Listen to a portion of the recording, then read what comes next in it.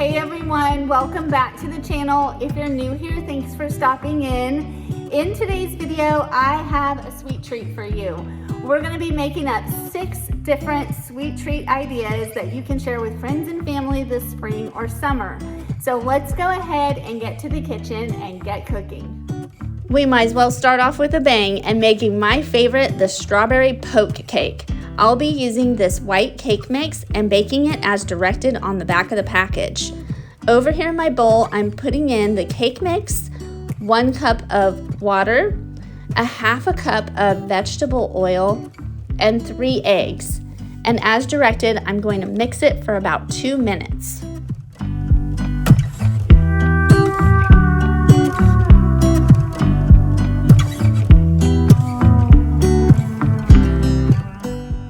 Set this aside and prepare my 13 by 9 baking dish with a little bit of cooking oil.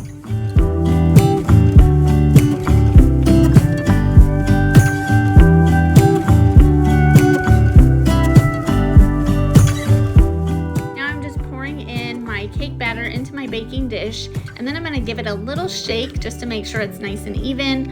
I'm going to go ahead and put it in my 350 degree preheated oven for about 30 to 35 minutes.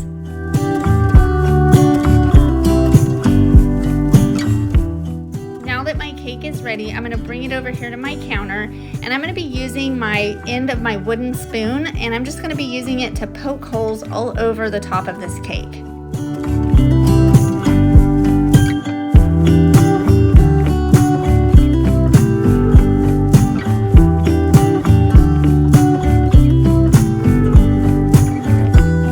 Moving over here to my stove, I have 1 cup of water boiling. I'm going to go ahead and add in my strawberry jello packet and cook it as directed on the back of the package.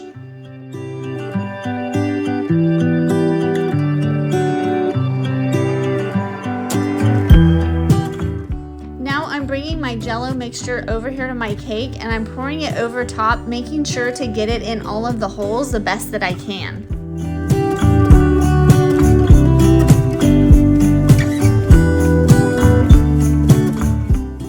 Go ahead and move this into the refrigerator for about 15 to 20 minutes and let it chill. Finally, I'm going to be topping this with some whipped topping. I'm only using about half of the container, but you could easily use the whole container if you prefer.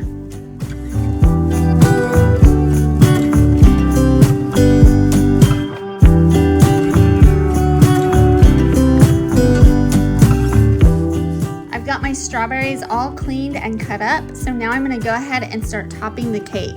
You can be as generous as you want on this part. Obviously, I like a lot of strawberries, so we're going to go ahead and put quite a few on there.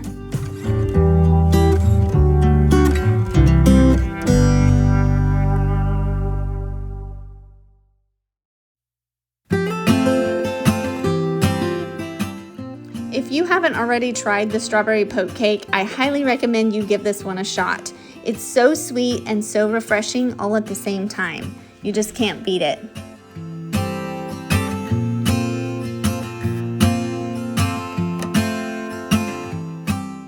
Next up, we're making one of my grandparents' favorites, the mixed berry dump cake. This is so easy to make. I start by preparing a 9 by 13 baking dish with some cooking oil. Now I'm going to add in 2 cans of this berry medley pie filling. You can use any type of pie filling that you choose. I've made it with cherry and apple. All of them taste so good. I'm spreading the pie filling evenly throughout the baking dish. Next, I'm going to top it with this yellow dry cake mix.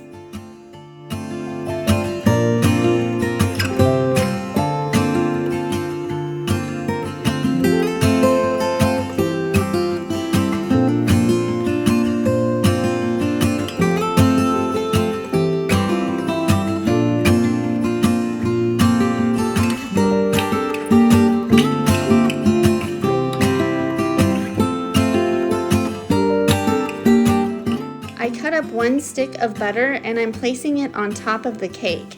I'm going to go ahead and put it in my preheated oven at 350 degrees until bubbling hot and browned. Here it is, bubbling hot right out of the oven. The top of this cake is a combination of the powdery mixture and a firmer, flakier crust. So delicious. We like to pair ours with a little vanilla ice cream. It really helps to balance out the sweetness of this dump cake. And if you like sweets in the morning, I recommend having it with a little cup of coffee.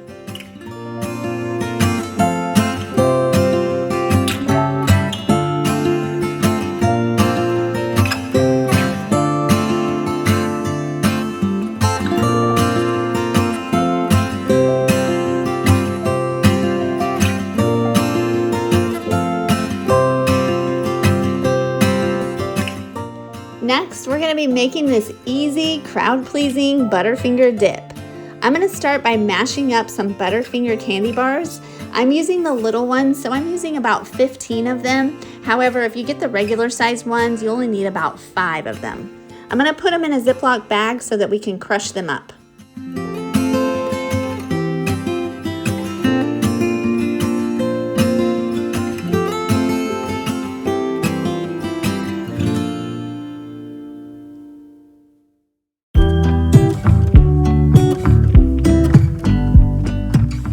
You could use a mallet to help break these up, but I chose to just use a wooden spoon because I kind of want mine to stay in little bits and chunks. I don't want it to be too fine.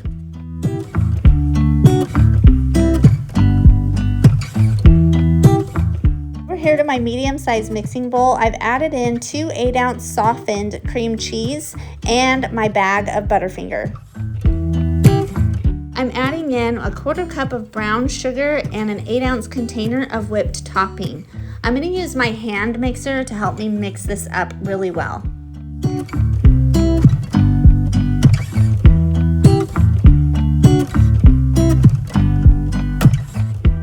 I'm covering this with some press and seal and putting it in the refrigerator until ready to serve.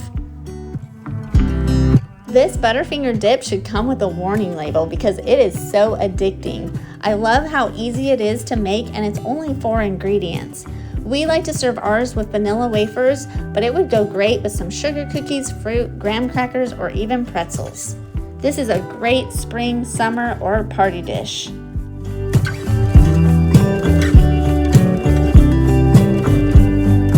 Next up is my son and husband's favorite, strawberry pizza. We're going to start over here to my pizza pan, or any baking dish works just fine. We're going to be using a sugar cookie dough. I just found the Pillsbury dough.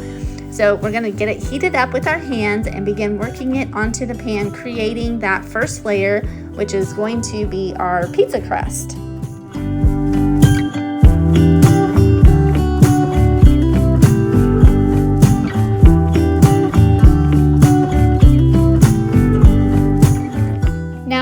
Slicing up these strawberries. This was one of those large packages of strawberries, but you can be as generous as you want with it. We love strawberries, so we're going to be mounting ours up pretty good.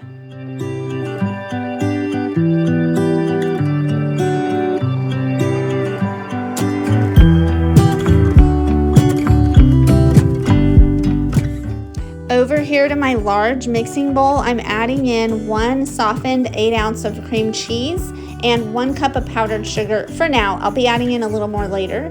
A little splash of vanilla extract and 1.5 containers of whipped topping.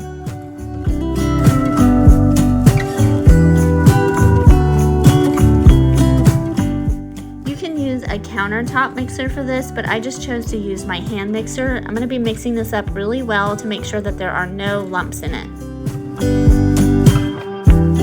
Now that it's mixed up pretty well, I'm going to go ahead and throw in 1 more cup of powdered sugar and mix that in.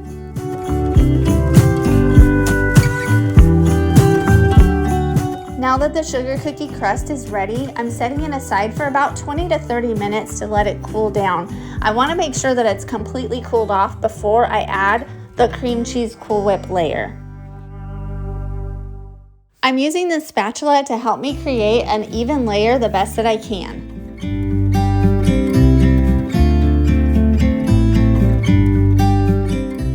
Now it's time to add on the sliced strawberries. I like a lot of strawberries on my pizza, so I'm pretty generous with ours, but you can be as minimal or as plenty as you'd like on this part.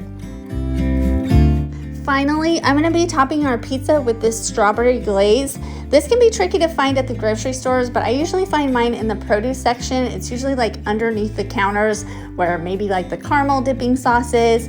Anyway, I go ahead and top my pizza pretty generously with this glaze, and that's it. Our pizza's ready to serve. This is so delicious. It is a 10 out of 10. Our family loves this. It's got the sweet cookie with the frosting and then the delicious sweetness of the berries. You cannot beat it.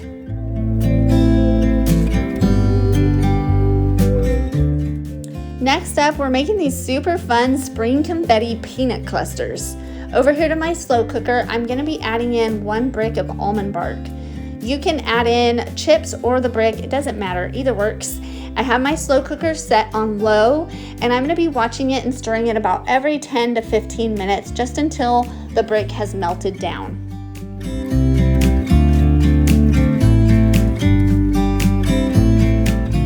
Now that this bark is all melted down, I'm going to add in these dry roasted salted peanuts. I'm going to throw in about 2.5 cups.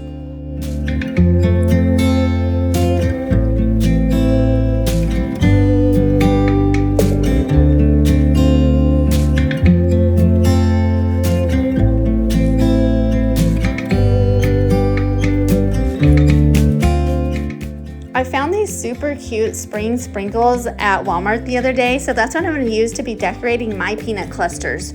I went ahead and put down a little wax paper onto the counter, and I'm going to be using a spoon to just put a dollop of the peanut cluster on there and following up with a little bit of the sprinkles.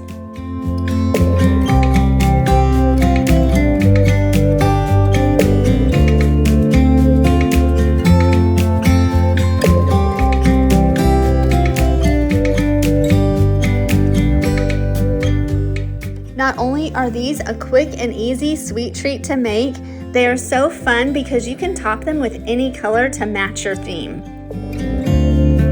These little clusters of deliciousness taste just like a crunchy peanut butter cup and pair nicely with a cup of coffee.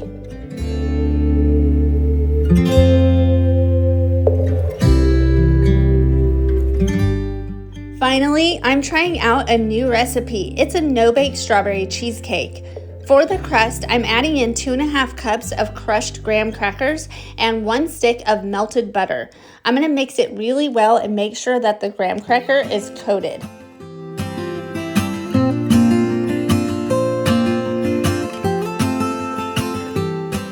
I'm going to be using this 9x13 baking dish. I'm pouring in my graham cracker mixture to create my crust.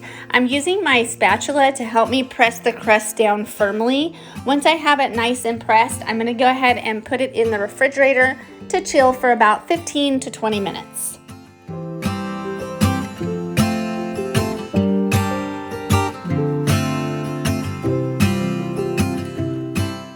While my crust is chilling in the refrigerator, I'm going to go ahead and start to prepare the middle layer of the cheesecake.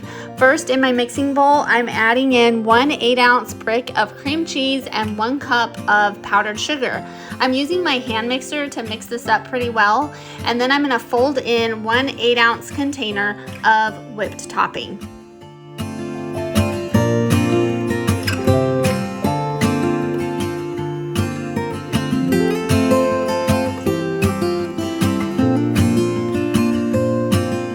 I'm going to go ahead and let this chill in the refrigerator.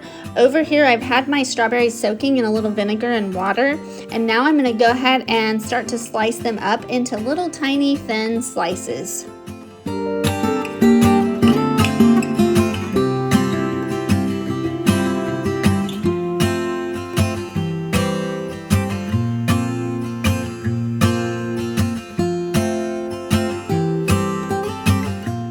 For the next layer of the cheesecake, I'm adding on the sliced strawberry slices.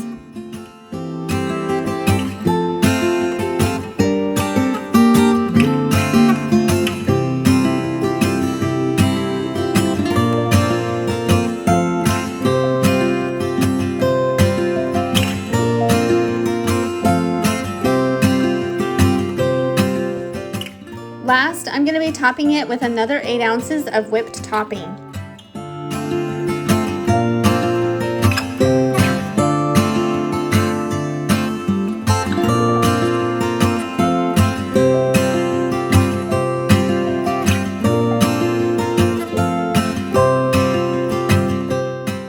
I went ahead and garnished this with a little bit more crushed graham crackers and diced up some strawberries, just to make it fun and a little pretty. I would definitely give this dish a 10 out of 10. My family really enjoyed it, and it was actually pretty easy to make. So we're definitely going to be making this one again. I highly recommend you give it a shot too.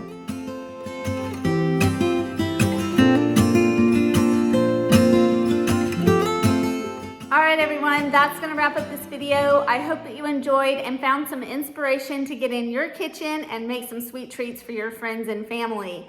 As usual, I'll be leaving all of the ingredients down in the description box below, so you can check out those ingredients lists there. And if you haven't already, and if you're new to my channel, please consider subscribing. I post weekly videos about new cooking ideas and meals for you in your kitchen. Go ahead and click that link and the notification bell so you don't miss any of my upcoming videos. And I'll see you in the next one. Bye.